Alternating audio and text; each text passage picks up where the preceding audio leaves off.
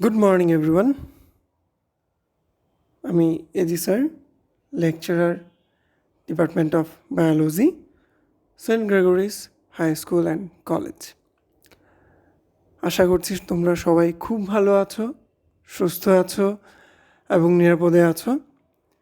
আজকে অনেক দিন পর তোমাদের ক্লাস নিতে আসলাম। তো আজকে আমরা একটি নতুন অধ্যায় শুরু করতে যাচ্ছি।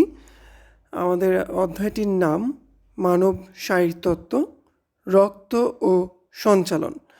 তো নাম শুনেই বুঝতে পারছো যে এই চ্যাপ্টারটিতে আজকে আমরা রক্ত নিয়ে পড়াশোনা করব। রক্ত কী কাজ করে, রক্তের উপাদানগুলো কী, রক্তের বৈশিষ্ট্য কী, বা রক্ত কোন কোন জায়গা দিয়ে পরিবাহিত হয়, সেই সব কিছু আমরা এই চ্যাপ্টারে আলোচনা করব। তো চলো দেখে নেওয়া যাক আজকে আমাদের আলোচনার বিষয়বস্তুগুলো কী কী।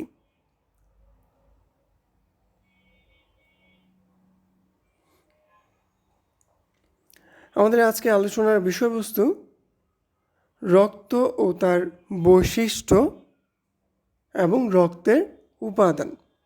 শুধু তাই নয়, রক্তের উপাদান পড়তে পড়তে আমরা রক্তের কাজগুলোও দেখে নিব এবং আলোচনা করে শিখে যাব।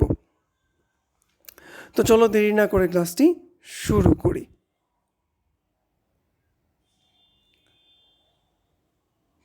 রক্ত কি? তো তার রক্ত হচ্ছে মানুষের জীবন রক্ষাকারী এক বিশেষ তরল যোজক টিস্যু, যার মাধ্যমে বিভিন্ন রক্তবাহিকা দেহের সকল কোষে পুষ্টি, electrolyte, hormone, vitamin, antibody, oxygen, immune কোষ ইত্যাদি বহন করে এবং কার্বন ডাইঅক্সাইড ও বজ্র পদার্থ প্রত্যারিত হয়। তো এটা কিন্তু বইয়ের সংজ্ঞা ছিল, সেটাই আমি এখানে লিখেছি। কিন্তু এটার যদি ব্যাখ্যায় আমরা আসি, তাহলে রক্ত হচ্ছে একটি লিকুইড কানেকটিভ টিস্যু, তরল যোজক কলা। আমরা জানি যোজক কলার কাজ হচ্ছে একটি টিস্যুর সাথে অন্য একটি টিস্যুর সংযোগ স্থাপন করা।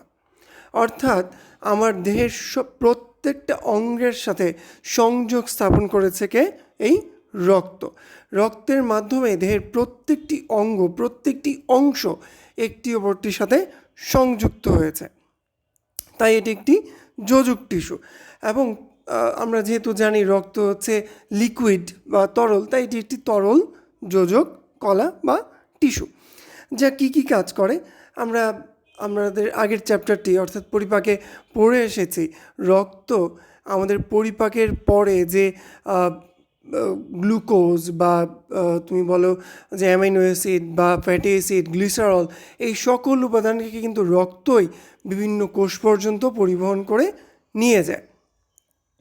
শুধু তাই নয়, আমাদের দেহের যে তাপমাত্রা বা আমাদের দেহের বিভিন্ন কোষে উৎপন্ন হরমোন বা শরীরের খাবার থেকে আসা বিভিন্ন ধরনের ভিটামিন, অ্যান্টিবডি যা অ্যান্টিজেনের বিরুদ্ধে সক্রিয়ভাবে যুদ্ধ করে, দেহকে বিভিন্ন রোগবালাই থেকে প্রতিরোধ করে, এই সব কিছুই রক্তই পরিবহন করে থাকে।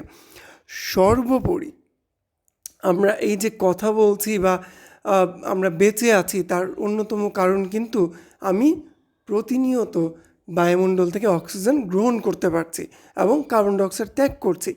এই যে অক্সিজেন আমি গ্রহণ করছি, আবার কার্বন ডাইঅক্সাইড ত্যাগ করছি, এই অক্সিজেন ও কার্বন ডাইঅক্সাইডের পরিবহনের কাজটুকুও রক্তই করে থাকে। তাহলে সর্বোপরিভাবে একজন মানুষের জীবনে রক্ত মোটামুটি সব ধরনের কাজই করতে সাহায্য করে। তার ভেতরের যে জৈবনিক প্রক্রিয়াগুলো, সেগুলো রক্তের সাহায্য ছাড়া অসম্ভব।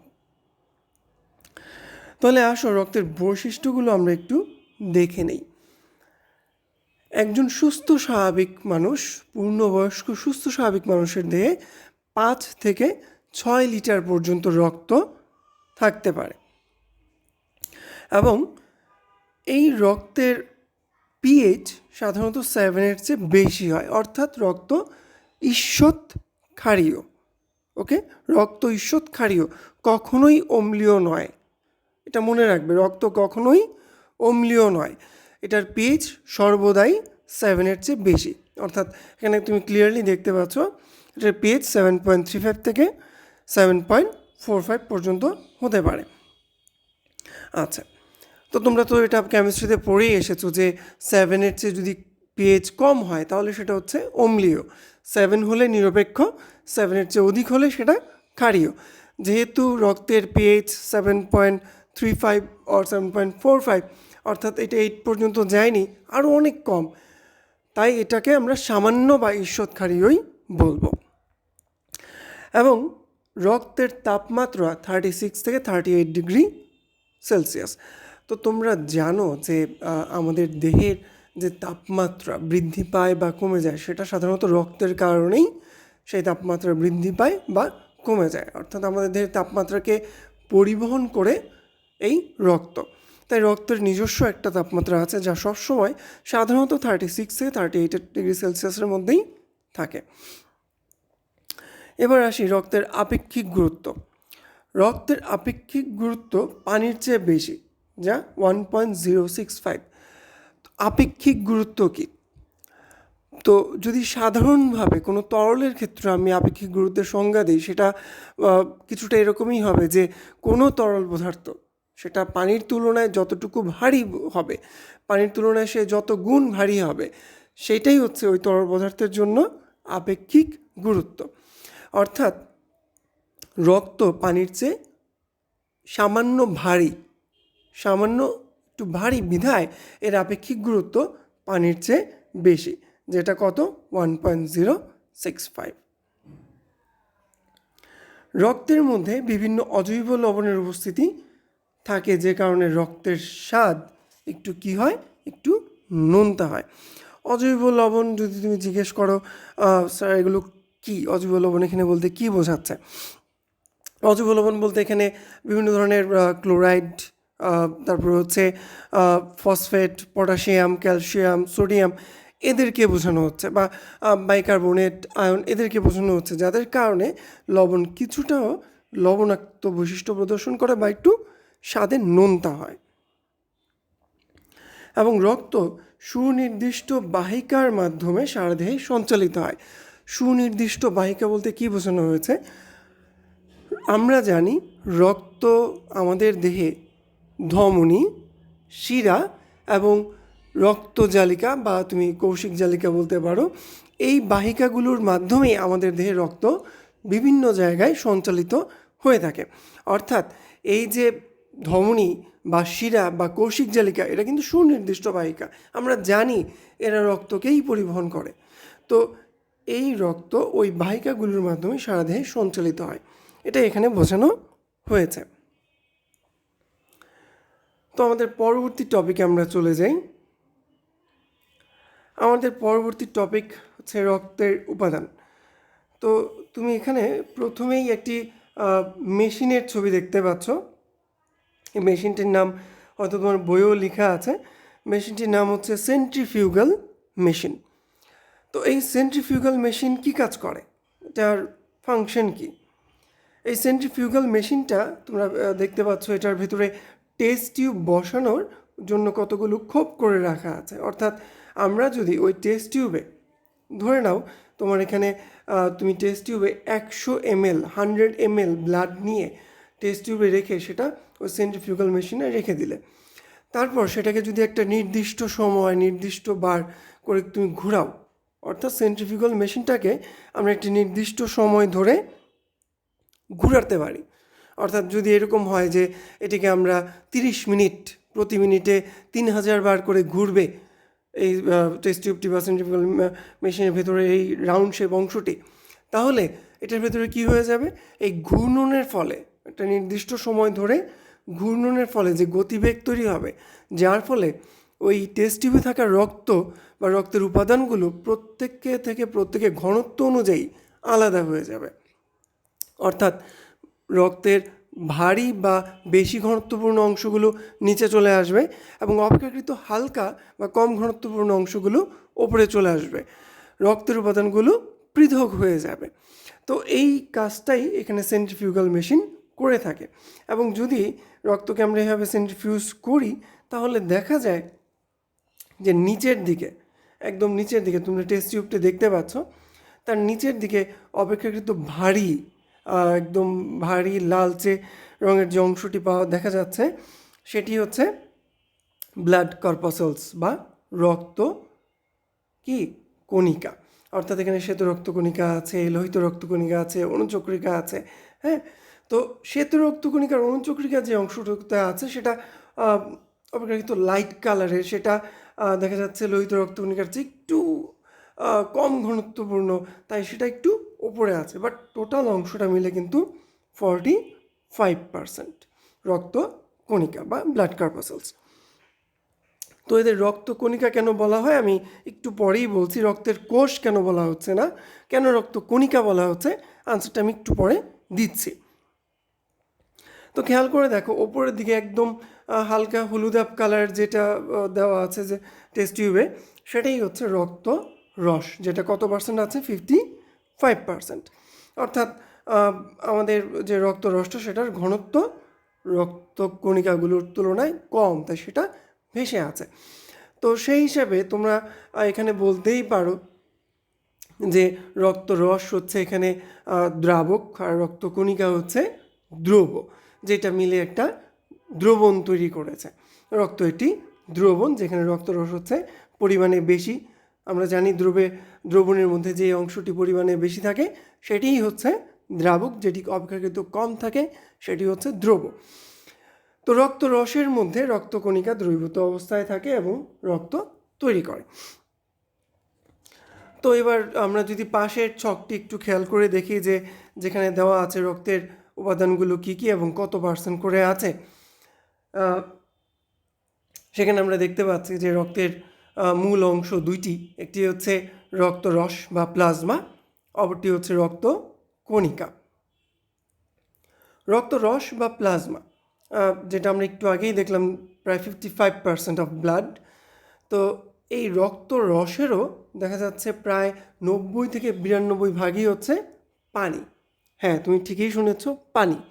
মানে আমরা যে পানি খাচ্ছি বা আমরা প্রতিনিয়ত দেহের বিভিন্ন ভারসাম্য রক্ষা করার জন্য বা দেহের কোষকে হাইড্রেটেড রাখার জন্য যে পানি খাই সেই পানি।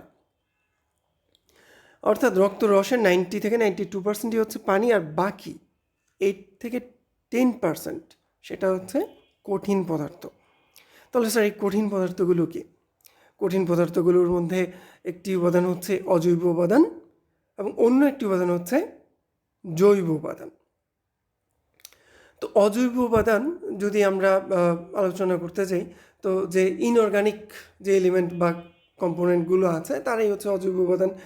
যেমন যারা সাধারণত কার্বন, হাইড্রোজেন বা অক্সিজেন দিয়ে গঠিত নয়, কেমিস্ট্রি ভাষায় যদি জানি আমরা বা পড়তে যাই, কার্বন, হাইড্রোজেন, অক্সিজেন সহযোগে যারা গঠিত নয় তারা জৈব উপাদান বা হাইড্রোকার্বন নয়। আচ্ছা, তো এখানে অজৈব উপাদান হচ্ছে, আমি একটু আগেও বলেছি যে বিভিন্ন ধরনের লবণের উপস্থিতি আমরা রক্তের মধ্যে দেখতে পাই, তারাই সাধারণত এই রক্তের অজৈব উপাদান হিসেবে উপস্থিত থাকে। তারা কারা? তারা সোডিয়াম ক্লোরাইড হতে পারে, তারা সোডিয়াম বাইকার্বনেট হতে পারে, তারা ক্যালসিয়াম হতে পারে, তারা ম্যাগনেসিয়াম হতে পারে, তারা ফসফরাস হতে পারে, তারা আয়রন হতে পারে, ঠিক আছে, তারা আয়োডিন হতে পারে। এগুলো হচ্ছে আমাদের রক্তের অজৈব উপাদান। ঠিক আছে, আমাদের বিভিন্ন খাদ্যের মধ্যেও কিন্তু বিভিন্ন অজৈব লবণ উপস্থিত থাকে, যা আমরা খাদ্যের মাধ্যমে শরীরে গ্রহণ করি। এরপরে আসবে জৈব উপাদান। তো জৈব উপাদানের মধ্যে জৈব উপাদানকে আবার 3টি অংশে ভাগ করা হয়েছে। একটি হচ্ছে প্লাজমা প্রোটিন, একটি হচ্ছে নাইট্রোজেন গঠিত রেচন পদার্থ এবং অপরটি হচ্ছে অন্যান্য পদার্থ। যদি একটু খেয়াল করে দেখো প্লাজমা প্রোটিন কারা, তো আমরা যখন আগের চ্যাপ্টারটি পড়ছিলাম, সেখানে কিন্তু আমরা দেখেছি যে রক্তের লিভার পড়ছিলাম। তো লিভার পড়তে গিয়ে আমরা সেখানে দেখেছি যে লিভার প্লাজমা প্রোটিন তৈরিতে সহায়ক ভূমিকা পালন করে বা লিভার প্লাজমা প্রোটিন তৈরি করে। তো এই প্লাজমা প্রোটিন হচ্ছে রক্তের মধ্যে উপস্থিত মানে রক্তের প্লাজমায় উপস্থিত এক ধরনের প্রোটিন। তারা কারা? Albumin, globulin, prothrombin and fibrinogen, albumin, globulin, প্রথমবিন and fibrinogen. তো এরা আসলে রক্তকে, আমাদের কোথাও কেটে গেলে রক্ত যখন বের হতে থাকে সেই রক্তকে জমাট বাঁধাতে এরা সহায়ক ভূমিকা পালন করে এবং তথা রক্ত তঞ্জনে এরা বেশ গুরুত্বপূর্ণ ভূমিকা পালন করে থাকে। তো এদের বিষয়ে আমরা জানবো, এরা কীভাবে রক্ত জমাট বাঁধায় বা কী ভূমিকা পালন করে সেটা আমরা শিখব, কিন্তু সেটা আমরা পরের কোনো একটি ক্লাসে সেটা আমরা জানবো, আজকের ক্লাসে নয়। তো কী কী প্রোটিনগুলো একটু অবশ্যই কষ্ট করে মনে রাখবে, যে albumin, globulin, প্রথমবিন and fibrinogen. Albumin তো খুব সহজে মনে রাখার কথা, কারণ ডিমে অ্যালবুমিন প্রোটিনটি রয়েছে। তোমরা এই প্রোটিনগুলোর নাম অবশ্যই ফার্স্ট পেপারে চ্যাপ্টার 3 কোষ রসায়ন সেখানেও পড়ে এসেছ। পরবর্তী উপাদানগুলো হচ্ছে নাইট্রোজেন গঠিত রেচন পদার্থ। তো আমরা জানি রেচন পদার্থ বলতে বোঝায় আমাদের লিভারে বা বিভিন্ন সময় বিভিন্ন ধরনের বিক্রিয়ার মাধ্যমে যে দেহের জন্য অপ্রয়োজনীয় নাইট্রোজেন গঠিত পদার্থগুলো তৈরি হয়, যেগুলো দেহের জন্য অপ্রয়োজনীয়, যেগুলো দেহের জন্য বজ্র পদার্থ হিসেবে গণ্য হয়, যেগুলো দেহের কোনো গুরুত্বপূর্ণ কাজ করে না, যেগুলোকে দেহ থেকে বের করে দেওয়াই দেহের জন্য মঙ্গলজনক, সেই উপাদানগুলো বা সেই পদার্থগুলোকেই আমরা নাইট্রোজেন গঠিত রেচন পদার্থ বলে থাকি। সেই উপাদানগুলো কারা? তারা হচ্ছে urea, uric acid, creatinine, ammonia, এরা হচ্ছে নাইট্রোজেন গঠিত রেচন পদার্থ। তো এরা রক্তের মাধ্যমে বা এই প্লাজমার মাধ্যমেই দেহের এক জায়গা থেকে অন্য জায়গায় যায়, পরবর্তীতে কিডনির মাধ্যমে এই উপাদানগুলো বা এই নাইট্রোজেন গঠিত রেচন পদার্থগুলো কিডনির মাধ্যমে পরিশোধিত হয়ে কিডনির মাধ্যমে আমাদের মূত্রের সাথে মিশে গিয়ে দেখা যায় মূত্রের মাধ্যমে দেহ থেকে নিষ্কাশিত হয়। অর্থাৎ রক্তের এই প্লাজমাই এই রেচন পদার্থগুলোকে বহন করে। অন্যান্য পদার্থের মধ্যে আছে, আমি একটু আগেও বলেছি যে আমাদের দেহের রক্ত আমাদের যে পরিপাকের পরে যে প্রয়োজনীয় উপাদানগুলো, প্রয়োজনীয় খাদ্য উপাদানগুলো যেগুলো তোমার পরিপাকের পরে ক্ষুদ্রান্ত থেকে শোষিত হয় রক্তে, যেমন গ্লুকোজ হতে পারে, সেটা অ্যামাইনো অ্যাসিড হতে পারে, সেটা ফ্যাটি অ্যাসিড, গ্লিসারল হতে পারে, অর্থাৎ লিপিডকে বোঝাচ্ছে। সেই উপাদানগুলোও কিন্তু রক্তের মাধ্যমেই পরিবাহিত হয়ে থাকে। শুধু তাই নয়, আমরা জানি হরমোন হচ্ছে এমন একটি রাসায়নিক পদার্থ যা সাধারণত প্রোটিনজাত পদার্থই, এবং যা দেহের বিভিন্ন ধরনের কোষ থেকে কোষ নিঃসৃত পদার্থ, এবং এই হরমোন তাদের পরিবহনের জন্য আলাদা কোনো নালী নেই, ঠিক আছে? এই হরমোনগুলো সাধারণত দেহের এক জায়গা থেকে উৎপন্ন হয়ে দূরবর্তী কোনো জায়গায় রক্তের মাধ্যমে পরিবাহিত হয়ে যায় এবং তার যে নির্ধারিত যে কাজ সেই কাজটি সম্পাদন করে থাকে। অর্থাৎ রক্তকে পরিবহনের জন্য যেহেতু কোনো নালী নেই, তাই এই কাজটি কে করছে? রক্ত করে থাকে। তার রক্ত এই হরমোনের পরিবহনের কাজ করে থাকে, অর্থাৎ রক্তে হরমোন থাকে বা রক্তের এই প্লাজমাতে হরমোন উপস্থিত থাকে। আবার আমরা এটাও জানি যে বিভিন্ন ধরনের ক্রিয়া বিক্রিয়ায় দেহের মধ্যে যেখানে প্রতিনিয়ত হাজার হাজার রকমের জৈবনিক বিক্রিয়া সম্পাদিত হচ্ছে, সেখানে প্রত্যেকটি বিক্রিয়ায় কোনো না কোনো এনজাইম সাহায্য করে থাকে বিক্রিয়াটিকে আরও দ্রুততর গতিতে সম্পাদন করার জন্য। তো সেই এনজাইমগুলোকেও পরিবহন করে থাকে এই রক্তের প্লাজমা। আবার রক্তের মধ্যে বিভিন্ন ধরনের রঞ্জক পদার্থ উপস্থিত থাকে। আমি যদি খুব সহজ একটা এক্সাম্পল দিই, যে হিমোগ্লোবিন কিন্তু রক্ত যে লাল, সেটা লাল কেন? কারণ হিমোগ্লোবিনের কারণে রক্ত লাল হয়ে থাকে। তো এই ছিল রক্তরস বা প্লাজমা। পরবর্তীতে খেয়াল করো, রক্ত কণিকা আসবে। রক্ত কণিকার নাম রক্ত কণিকা কেন? তো এটি প্রায় সময় প্রশ্ন শুনি যে স্যার, আমরা তো সবসময় পড়ে আসছি ব্লাড সেল, আপনি সেল না বলে বা বইয়ে সেল না বলে লেখা আছে ব্লাড কর্পাসেলস, রক্তের কোষ না বলে সেটাকে রক্তকণিকা কেন বলছি? আসলে কোষ, এদেরকে কোষ না বলার অনেকগুলো কারণ আছে। আমরা জানি রক্তের কোষগুলো সাধারণত দেখা যায় যে আমাদের যে অস্থি মজ্জা আছে, অস্থির ভেতরে যে মজ্জা বা বোন ম্যারো বলি আমরা, সেইখানে এই রক্তের কণিকাগুলো তৈরি হয়ে থাকে।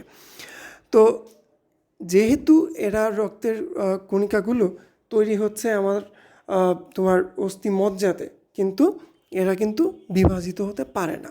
এদের কোষ বিভাজন ক্ষমতা, মাইটোসিস বলো মিওসিস বলো, কোনো ধরনের কোনো বিভাজন ক্ষমতা নেই, অর্থাৎ এরা বিভাজন ক্ষমতা বিহীন, তাই এদেরকে কোষ বলা যাবে না।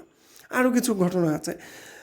কোষ বলতে গেলে তুমি কি বোঝো? কোষ বলতে গেলে তুমি বোঝো অনেকগুলো কোষ পাশাপাশি অবস্থান করবে, এবং কোষগুলো সবাই মিলে কি তৈরি করবে? তারা টিস্যু তৈরি করবে। কিন্তু রক্তের মধ্যে এই যে কণিকাগুলো, যেমন এখানে আছে, তুমি দেখতে পাচ্ছ যে লোহিত রক্তকণিকা, শ্বেত রক্তকণিকা, অনুচক্রিকা, এরা কিন্তু রক্তের যে রস, সেই রসে ভেসে বেড়ায়, তারা কিন্তু পাশাপাশি অবস্থান করে না। এটাও একটা কারণ, যে কারণে এদেরকে কোষ বলা যাচ্ছে না, এদেরকে বলতে হয় রক্ত কণিকা। তো যাই হোক, লোহিত রক্তকণিকা, যেটাকে তুমি জানো যে লোহিত রক্তকণিকা হচ্ছে এমন একটি রক্তকণিকা যা রক্তকে লাল দেখানোর জন্য দায়ী হিমোগ্লোবিনকে বহন করে, এবং লোহিত রক্তকণিকা সাধারণত অক্সিজেন এবং কার্বন ডাইঅক্সাইড পরিবহনে বেশ গুরুত্বপূর্ণ ভূমিকা পালন করে থাকে। শ্বেত রক্তকণিকা, তুমি জানো যে শ্বেত রক্তকণিকা হচ্ছে এমন এক ধরনের রক্তকণিকা যা দেহের প্রতিরক্ষায় বা দেহকে বিভিন্ন ধরনের রোগ জীবাণু থেকে রক্ষা করে, বিভিন্ন ধরনের অ্যান্টিবডি তৈরি করে এবং দেহকে সুরক্ষিত রাখতে চেষ্টা করে। পরবর্তীতে আসে অনুচক্রিকা। অনুচক্রিকা হচ্ছে এমন এক ধরনের রক্তকণিকা যা আমি একটু আগে বলছিলাম যে কোথাও কেটে গেলে যে রক্ত বের হয়ে আসে এবং সেই রক্তকে জমাট বাঁধানোর জন্য রক্তের প্লাজমা প্রোটিনগুলো সহায়ক ভূমিকা পালন করে, এবং সেখানে অনুচক্রিকারও বেশ গুরুত্বপূর্ণ একটি ভূমিকা রয়েছে, অর্থাৎ অনুচক্রিকা রক্ততঞ্জনে ভূমিকা পালন করে। তো এই ছিল রক্তের উপাদানগুলোর বর্ণনা। আরও এদের ডিটেলস যখন আমরা ক্লাস নিব তখন আমরা এগুলোর বিশদ বর্ণনা দিব, এগুলো কী কী কাজ করে, কীভাবে কাজ করে, সেই বর্ণনাগুলো সেখানে আরও বিশদভাবে আসবে।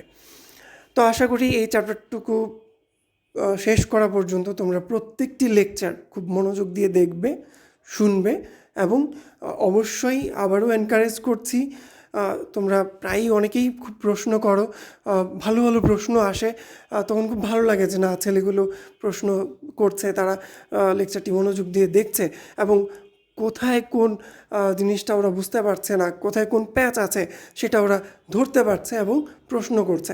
এটা আমাদের জন্য আসলে উৎসাহব্যঞ্জক, আমরা উৎসাহ পাই আরও ভালো ক্লাস নেওয়ার জন্য, আরও ভালো একটি লেকচার দেওয়ার জন্য।